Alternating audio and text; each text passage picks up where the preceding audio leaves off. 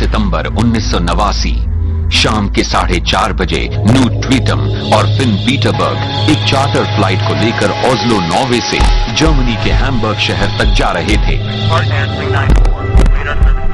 ये plane Denmark के तट से लगभग 100 किलोमीटर दूर था। 104.555 पार्टनर 394। जब कॉनवेयर नॉर्थ सी को पार कर रहा था तो नॉर्वे की एयरफोर्स का एक F-16 अपने देश लौटने की उड़ान पर इस प्लेन के पास पहुंचा। इस प्लेन को अचानक एक जबरदस्त झटका लगा।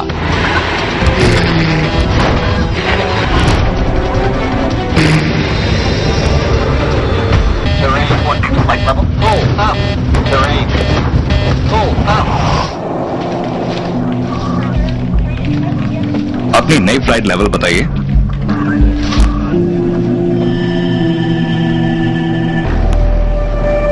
इस फ्लाइट में मौजूद सभी 55 मुसाफिर मारे गए। इसके हेड ऑफिस में काम करने वाले आधे लोग इस हादसे में खत्म हो गए। नॉर्वे के इतिहास में यह सबसे बड़ी एयरलाइन दुर्घटना थी। ये देश सदमे में था। इन्वेस्टिगेटर्स ने पाया कि पार्टनर फ्लाइट 394 एक खराब APU माउंट के साथ उड़ रही थी। इन्वेस्टिगेटर्स इस नतीजे पर पहुंचे कि प्लेन के गिरने से पहले 22,000 फुट की ऊंचाई पर इसकी पूंछ वाला हिस्सा टूटकर बिखरने लगा था, जिसकी वजह से श्राउड डोर्स टूटकर अलग हुए थे और शायद उसी वजह से यह हादसा भी हुआ था। इन्वेस्टिगेटर्स इस नतीजे पर पहुंचे कि टेल और APU दोनों के कंपनों से एक जानलेवा ताकत पैदा हुई थी। इसने प्लेन को इतनी तेजी से बाईं तरफ मोड़ दिया कि इसके दाहिने विंग पर एयर फ्लो बढ़ गया। इससे एक तरफ ज्यादा लिफ्ट पैदा होने से प्लेन कलाबाजी खाने लगा।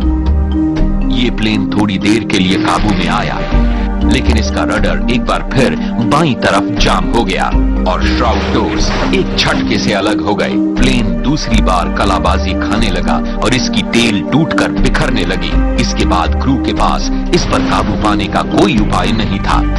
इन्वेस्टिगेटर्स इस नतीजे पर पहुंचे कि पार्टनर क्रैश की शुरुआत 3 नकली बोल्ट्स की वजह से हुई थी। पार्टनर फ्लाइट 394 की रिपोर्ट ने पूरी एविएशन इंडस्ट्री में सनसनी फैला दी। किसी जानलेवा प्लेन क्रैश के लिए पहली बार अनअप्रूव्ड स्पेयर पार्ट्स को जिम्मेदार ठहराया गया था। नतीजे में FAA ने एयरप्लेन के पार्ट्स को डॉक्यूमेंट करने के लिए ज्यादा सख्त सिस्टम लागू कर दिया।